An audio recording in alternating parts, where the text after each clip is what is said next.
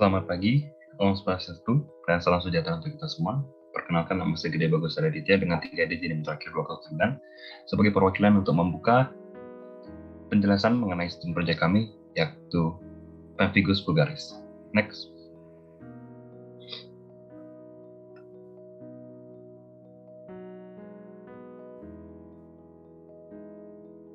Berikut adalah anggota-anggota dari SGDA 1. Next. Pemphigus vulgaris adalah suatu gangguan dermatologis yang ditandai dengan labuhan di bagian kulit, mulut, hidung, tenggorokan, dan juga kelamin. Tumpuan sebut mudah pecah dan akan meninggalkan bekas luka yang sering mengalami infeksi.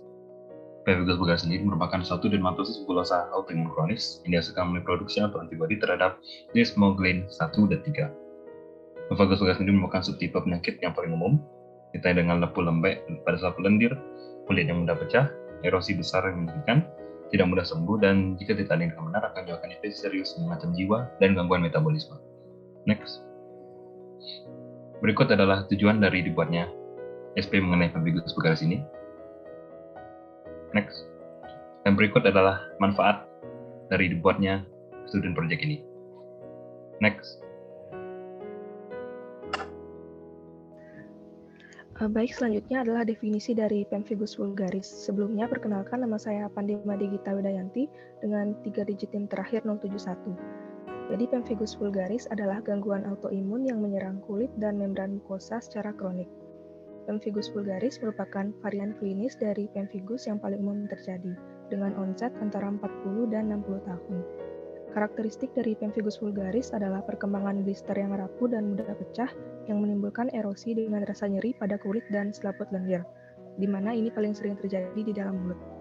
Pemphigus vulgaris dimediasi oleh produksi imunoglobulin G, autoantibodi terhadap 2 protein struktural dari desmosom epidermis, yaitu desmoglein 1 dan desmoglein 3. Perlekatan autoantibodi pada protein desmoglein akan menyebabkan pemisahan antar keratinosit atau yang disebut dengan akantolisis dan pembentukan intraepithelial blister. Next. Baik, selanjutnya adalah epidemiologi. Sebelumnya, perkenalkan, nama saya Jonathan Abid Patendean dengan 3 digit NIM terakhir 038. Untuk epidemiologinya sendiri, ini tingkat distribusinya secara geografis dan etnis itu tidak merata. Kemudian untuk insidennya 0,5 sampai 3,2 kasus per 100.000 penduduk. Penyakit Pemphigus vulgaris ini sangat banyak ditemukan pada keturunan Yahudi Askenazi dan pasien yang berasal dari Mediterania. Untuk penyakit Pemphigus vulgaris ini dapat menyerang semua kelompok usia, paling banyak pada kelompok usia 50 sampai 60 tahun, dan kejadian pada pria dan wanita itu hampir sama. Oke, bisa lanjutkan.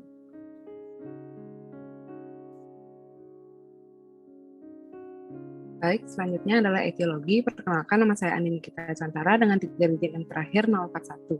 Jadi Pemphigus vulgaris ini disebabkan karena kondisi autoimun, di mana etiologinya itu masih tidak jelas, namun sering diperkirakan timbul sebagai hasil interaksi antara faktor genetik host dan faktor pencetus seperti diet, luka bakar, paparan pestisida berlebih, stres, obat-obatan seperti ACE inhibitor yang terdiri dari captopril, cilazapril, enalapril, fosinopril, ramipril, kemudian thiol antibiotik yaitu cephalosporin, penisilamin, kemudian penisilin, kemudian ada antiinflamasi seperti aspirin dan NSAID, dan obat-obatan lainnya atau miscellaneous seperti levodopa, nifedipin, propanolol, dan rifampicin.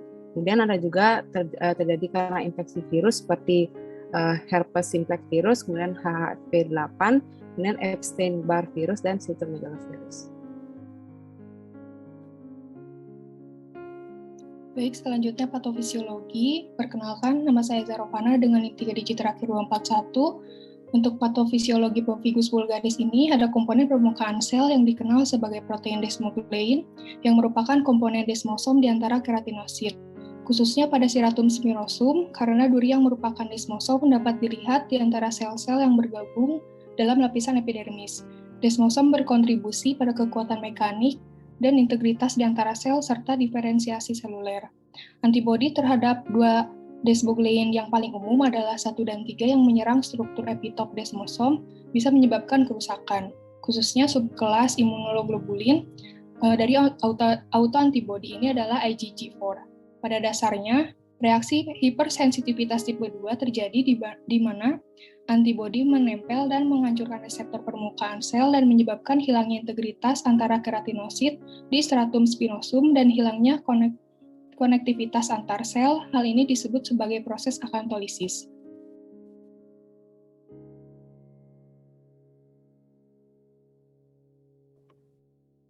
Izin melanjutkan. Sebelumnya, perkenalkan nama saya Gede Rasura Aditya dengan 3 digit NIM terakhir 202.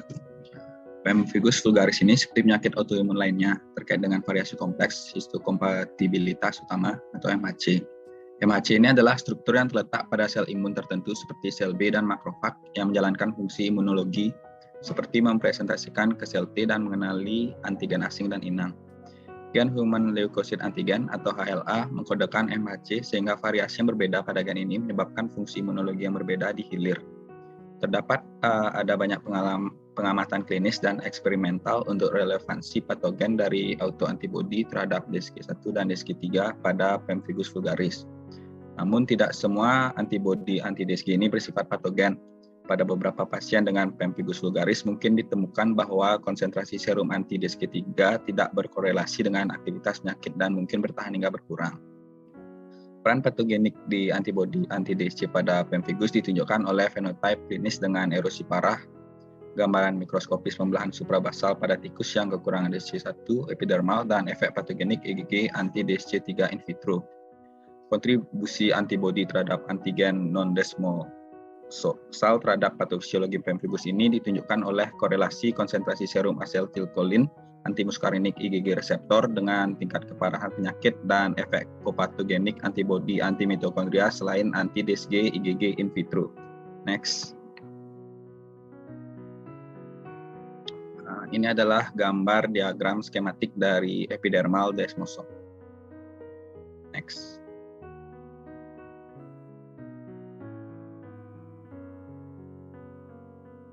Baik, perkenalkan nama saya Aryo Rahadi Dharma dengan 3 digit NIM terakhir yaitu 192. Jadi untuk manifestasi klinisnya sendiri itu dapat ditandai dengan adanya erosi pada lapisan mukosa dan bula yang dapat mengenai kulit pada seluruh bagian tubuh. Di bula tersebut memiliki ciri-ciri berdinding tipis dan mudah pecah. Jadi awalnya bula dapat berisi cairan jernih. Namun apabila bertambah berat, maka bula dapat berisi cairan mukopurulen atau darah. Pada sekitar 60% kasus, lesi pertama kali muncul di mulut. Nah, sisanya dapat muncul pertama kali di kulit kepala, wajah, leher, ketiak, atau genital. Dan jadi bula yang pecah itu dapat membentuk erosi dan kemudian menjadi krusta, yang merupakan jalan untuk terjadinya infeksi sekunder dan akhirnya meningkatkan mortalitas. Jadi krusta itu sendiri sangat sulit untuk disembuhkan, dan bila sembuh akan membentuk suatu lesi hiperpigmentasi. Next.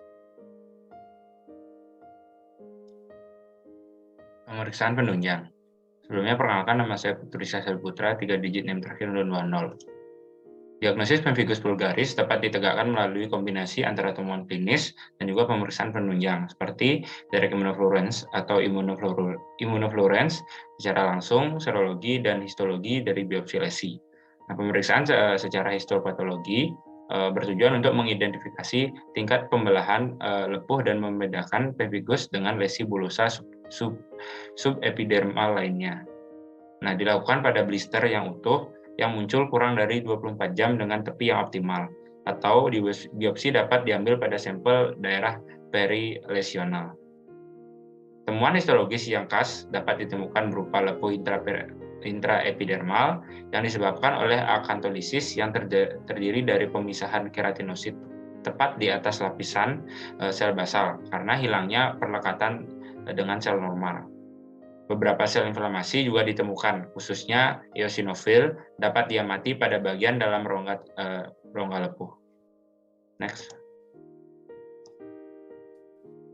Baik, perkenalkan nama saya Yida Saranova dengan 3 digit NIM terakhir 155. Di sini saya akan menjelaskan pemeriksaan penunjang yang kedua, yaitu pemeriksaan direct immunofluorescence. Nah, pemeriksaan ini itu berfungsi untuk mendiagnosis dan didasarkan pada reaksi antigen antibody in vitro yang menggunakan fluorokrom yang dihasilkan karena adanya sinar ultraviolet.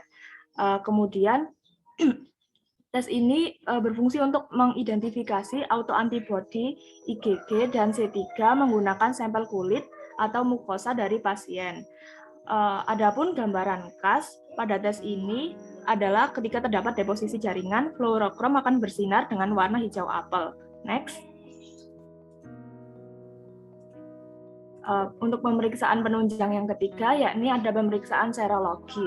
Pemeriksaan ini dilakukan dengan menggunakan metode ELISA dan digunakan untuk mendeteksi adanya IgG dan anti-desmoglein 1 dan anti-desmoglein 3 autoantibody. Kemudian tes serologi ini menunjukkan korelasi dengan keparahan klinis dan berguna untuk memfollow up pasien. Next. Selanjutnya itu diagnosis banding. Sebelumnya perkenalkan, saya Luputri Ariulandari dengan 3 digit yang terakhir 030. Pada pemphigus vulgaris, erosi oral dapat menyerupai beberapa penyakit seperti aphthostomatitis, acute herpetic stomatitis, erythema multiforme atau Stevens-Johnson syndrome, systemic lupus erythematosus, paraneoplastic pemphigus, Behcet disease, dan mucous membran pemphigoid. Pada anak-anak, pemphigus vulgaris oral harus dibedakan dari acute herpetic gingivitis, impetigo, penyakit IgA linear, dan epidermolysis bullosa. Diagnosis banding yang umum pada pasien pemphigus vulgaris dengan usia di atas 60 tahun adalah mucous membran pemphigoid. Pada pemphigus vulgaris yang menimbulkan manifestasi klinis pada kulit, diagnosis mencakup bentuk lain dari pemphigus, pemphigoid bullous, linear IgA bullous dermatosis, bullous erythema multiforme, dan dermatitis hypertiformis. Next.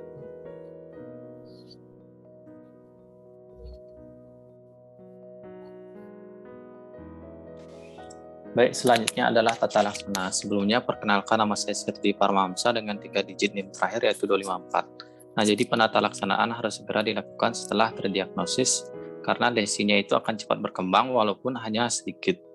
Nah, apabila tidak ditangani dengan baik, maka prognosisnya ini akan menjadi lebih buruk. Berdasarkan pedoman European Dermatology Forum atau disingkat dengan EDF dan British Association of Dermatologists, mereka itu mendefinisikan bahwa corticosteroid sistemik ini sebagai pengobatan lini pertama dari pemphigus vulgaris. Nah, jadi untuk dari EDF sendiri merekomendasikan pengobatan awal dengan prednison atau prednisolon dengan dosis 0,5 sampai 1,5 mg kilogram per hari. Dan dari BAD sendiri merekomendasikan 1 mg kilogram per hari. Nah, jadi dosis corticosteroid oral ini harus di-taper off segera setelah penyakitnya itu terkontrol. Untuk penurunan bertahap dosis dari prednison atau prednisolon ini dengan pengurangan 25% setiap 2 minggu. Nah, selain itu juga, corticosteroid sistemik ini dapat dikombinasikan dengan agen imunosupresif seperti acetioprin, kemudian juga bisa dikombinasikan dengan mycophenolate mofetil, methotrexate, dan juga cyclophosphamide, terutama apabila terdapat komplikasi akibat penggunaan jangka panjang, yaitu lebih dari 4 bulan, seperti hipertensi, diabetes mellitus, dan osteoporosis. Nah, jadi salah satu obat yang sering digunakan itu adalah acetioprin, oleh karena acetioprin ini merupakan terapi adjuvan yang relatif murah dan juga aman untuk dikombinasikan dengan corticosteroid dosis tinggi. Next. Baik, selanjutnya adalah prognosis. Jadi perkenalkan nama saya Astam Glednew dengan 3 digit NIM terakhir 164.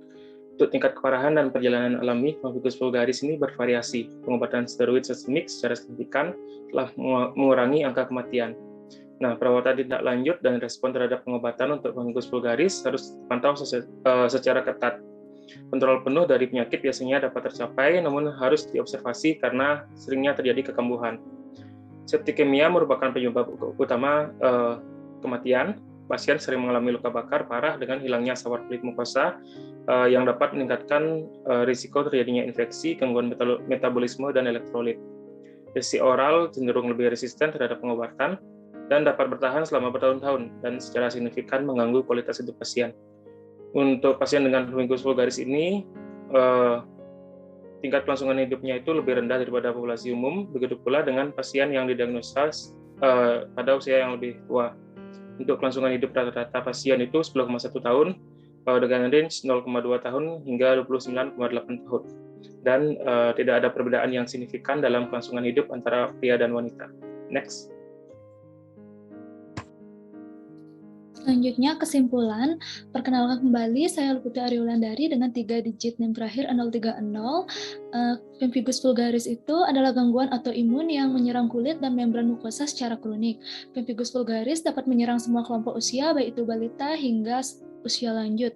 Etiologi pasti dari pemphigus vulgaris masih tidak jelas, namun diperkirakan timbul sebagai hasil interaksi antara faktor genetik atau host dan faktor pencetus yang berasal dari lingkungan. Nah, manifestasi klinis dari pemphigus vulgaris dapat ditandai dengan adanya erosi pada lapisan mukosa disertai bula. Diagnosis pemphigus vulgaris didasarkan pada kombinasi dari temuan klinis, direct immunofluorescence, serologi, dan histopatologi dari biopsi lesi. Kortikosteroid sistemik merupakan pengobatan lini pertama dari pemphigus vulgaris. Sedangkan untuk prognosis dari pemphigus vulgaris itu bervariasi tergantung usia dan imunitas penderita. Demikian pemaparan dari student project kami dari SGD A1. Apabila ada yang kurang berkenan, kami mohon maaf. Terima kasih. Om Santi Santi Santi Om.